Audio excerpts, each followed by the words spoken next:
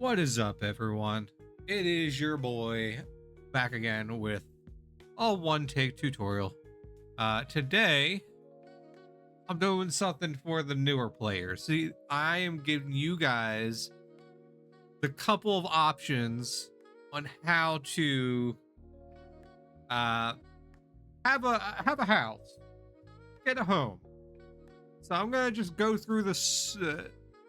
The very few options you can have that may or may not break the bank, but they're also the options that are best for you as a new player. So we're gonna start out in everyone's favorite city, Prevalia, just so everyone can get the basic gist. All the things I'm about to show you are relatively close in Prevalia, so we're gonna start out in at the gate. We're gonna run into town. The first thing every new player should do, this is option number one. You, as a new player, instantly, when you spawn in your bag, you have a chance, or it's not even a chance, it's a guarantee that you will get a deed. It's like an in rental check or something like that. I can't remember the name exactly. I think it's 10k. So what the in-room system is for any new players coming to Outlands that do not know, since this server is so populated, there is a very, very low chance that you will have any chance to actually place a house of your own, which is very unfortunate, but it also is a sign that there is a good, healthy player base on this server. So instead, what they did was they came up with the in-room system. So what we are going to do is, I'm not gonna actually buy one, but I'm gonna show you the option. If you come to any in-room or any inn in any town, you can just say room to the innkeeper, which is usually, it'll just say innkeeper, it's an NPC, and you'll get this rental system window. This allows you to basically buy, or you get to rent a room in the void. That room is by default, the small one is an 8x8. So one of the smallest houses you can get, but it's a house that's your own.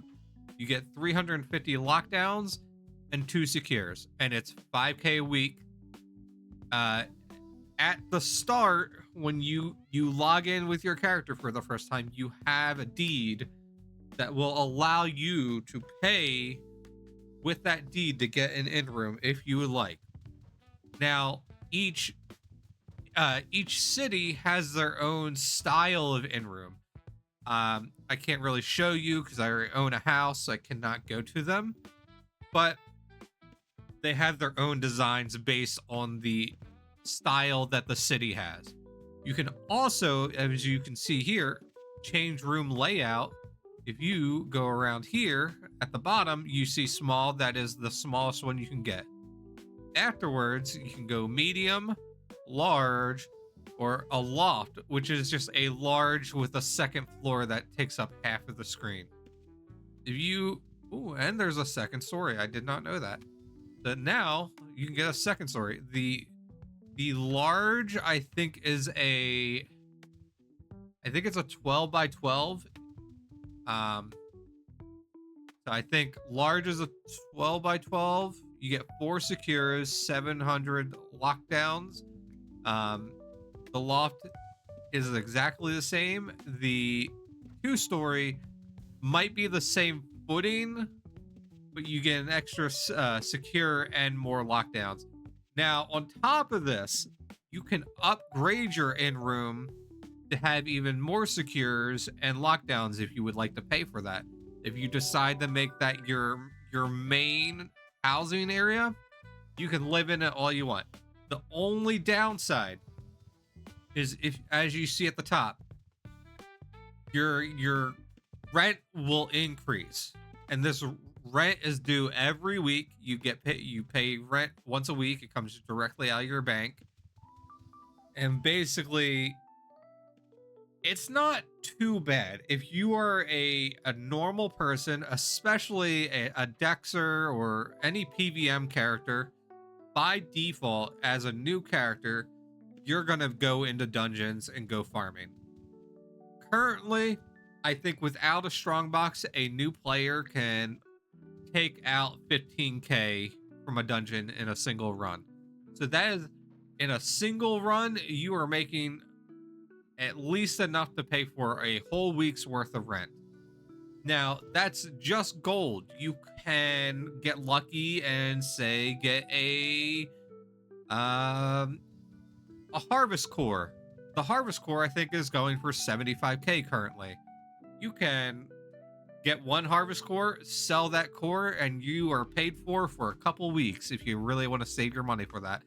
And then the price also scales with how many times you actually upgrade the house. So if you upgrade more secures, the rent is obviously going to go up. So that is option one for all new players. This is the option I highly recommend the most to do. It is not gonna drain your bank. Next, this is the other option. Well, there are other options after this, but if you come down here to the stairs, you go up, is the architect room.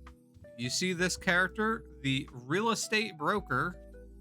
This guy gives you multiple options. So one, you can buy house deeds here for a flat price. This is where you would come if you want to try and place a house your own. So it tells you the house size, it tells you how many floors it has, how many secures, and how many vendors it can hold. So if you somehow are able to place an 8x8 that you find yourself, you can make it a vendor house and put 6 vendors there. But that's going to be 50k flat. I will give you a heads up as a new player. If you do buy a house deed like this, it will go directly to your bank first. So don't worry if you double click it and you don't see it, it's in your bank. The deed itself is it's temporarily blessed. I think it's either 30 minutes or an hour, so you have a short amount of time that you can go and use that deed. And if you don't use it within that time frame, it becomes unblessed and anyone can steal it, which doesn't sound bad when it's a 50,000 gold house. But if you go to price descending, a grand fortress is 26 mil. I highly doubt you're able to actually place one of these yourself, but that would really hurt if someone stole that from you. So you gotta do things quickly. Okay, so next, this is the other option. So if you see at the bottom, the existing houses for sale, these are, we're getting hit with a save. These houses are all houses that are currently sold by other players. So the way this whole system works is, if you see up here, the cheapest one, unfortunately, is 1.4 million gold. It's an 8x5. It is a caravan wagon. You can see all the stats like the other page. If you click here, it will pull up the window or a little map and it'll show you exactly where this is. This right here, just as an example, this little X is exactly where it is. This is like, I think it's called the Desert Manor. Ossuary is down here somewhere. So you know exactly kind of where it's at. You cannot buy the house through this menu. You will have to go to that location yourself, find the wagon, and once you find that wagon, there is a sign that is hanging up on the sign that will say that the wagon is on sale. You can double click that sign and purchase it. I will say this is, I feel like it's kind of a flaw, but also if you don't do this yourself, you're kind of shooting yourself in the foot because you're risking it. If you place your house up on sale and you have all your loot and everything in that house secured or locked down, someone can come and buy that house and get all your loot as well. So before you place your house up on sale, do not put your stuff in it, because you could potentially have all your stuff stolen from you, technically. But I won't encourage it, but if you see someone has slipped up, that's on them. They shot themselves in the foot. They have to deal with the consequences if someone buys their house and loses their stuff. So I don't recommend doing that. That's a scummy thing to do. But if you take advantage of it, I'm not going to judge you.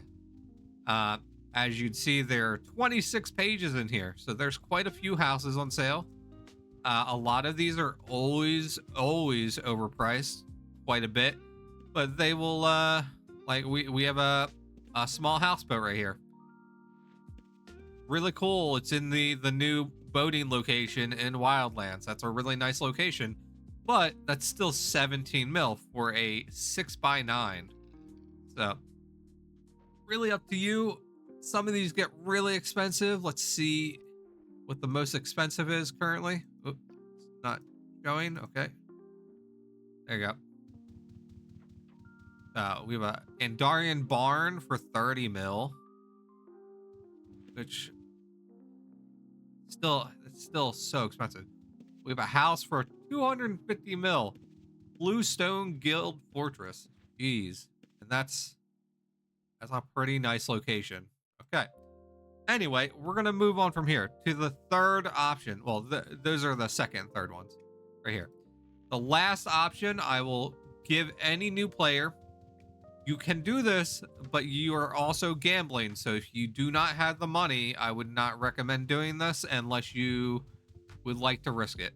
In this gray stone building right here is the iDoc Lottery Official. As you can see, if you want to gamble some money, you can come to this person. So as you can see, there are two options in here. You have item collections and house ownership. So this is the iDoc Lottery. That's the technical name of it. Basically, when a house on the server is about to collapse or go into iDoc, when it officially falls, the house is either going to fall and all the items will go into the iDoc Lottery. So this mage tower is an item collection. So you will get 7 items and 7 that are 7 weight from that mage tower. The house itself will fall. So if you can find the location by doing view location, this is right outside of Totem. So you know you can go to that location and hunt that house down, that mage tower.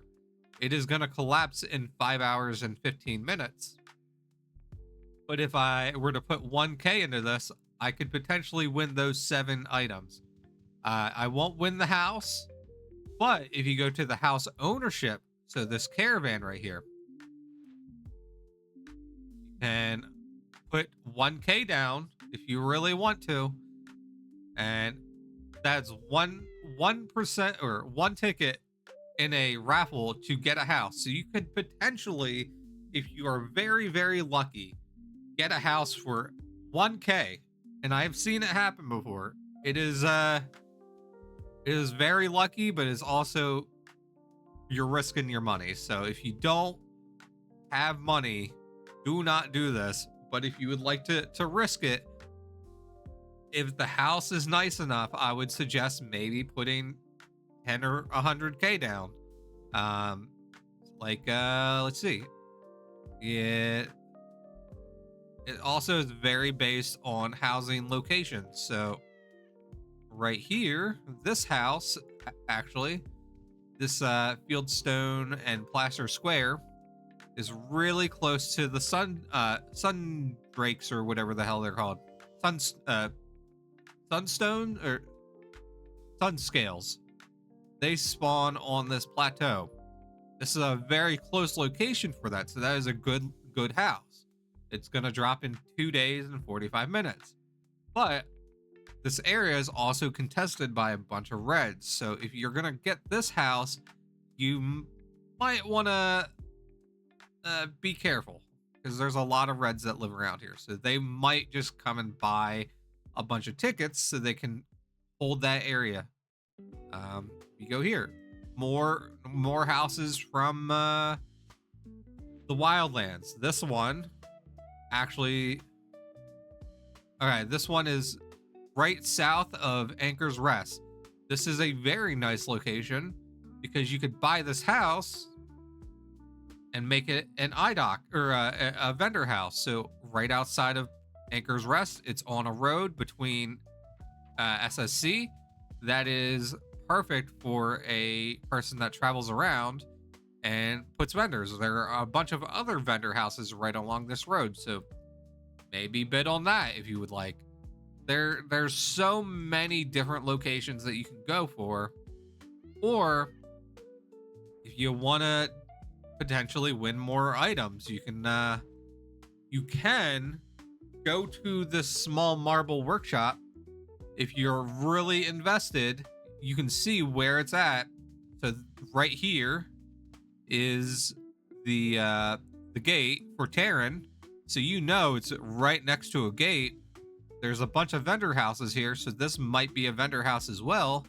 So you can go to the small marble workshop at Terran Gate, and you could probably walk right inside of this house and investigate what loot is in that house. And then you can go, okay, there's a storage shelf. If the house has a storage shelf, it's guaranteed to be in that item iDock collection. So you can go and put 100K down. And if you do win, best you're gonna do, or worst you can do, is win a storage shelf that is like 400 or 500K. The storage shelf itself also gives you all the stuff that's inside the shelf. I think it gets half though. So if you have one of those legacy house storage shelves that have 70,000 pots and stuff in it from when the societies were different, that's going to get half, but you'll still have a shelf with 35,000 pots in it. So there's reasons to do this, but it's also suggested at your own risk. So if you don't have the money, don't gamble. But like I was talking to a guild member earlier, if you and your friends are playing the game together and you don't have a house yet, maybe each of you could put 10K down on a house every week until you get one, and then maybe you just share the house. Who knows? Maybe you do 100K each. Drastically increase your chances of getting the house. So that is all up to you guys. That is that's gonna be my 2 cents for this little video and info channel if you guys need it. I'm just here to help out the new players so they know where to actually go to look for housing options. Like I said again, my first suggestion, as always, get an in-room. That's a guaranteed rental. You don't have to buy it. You can drop it whenever you want. It's pretty cheap. Could buy a flat out house with a 100% chance that you're actually going to win and keep it, but that's not going to be cheap either. Or you can gamble a little, and that's up to you. I will not tell people which one is right or wrong. Those are just my 3 options that I would suggest new players to do. Anyway, guys, I am done for now. I will see you next time. Amish Hammer signing out. I will see you next time. Have a good time.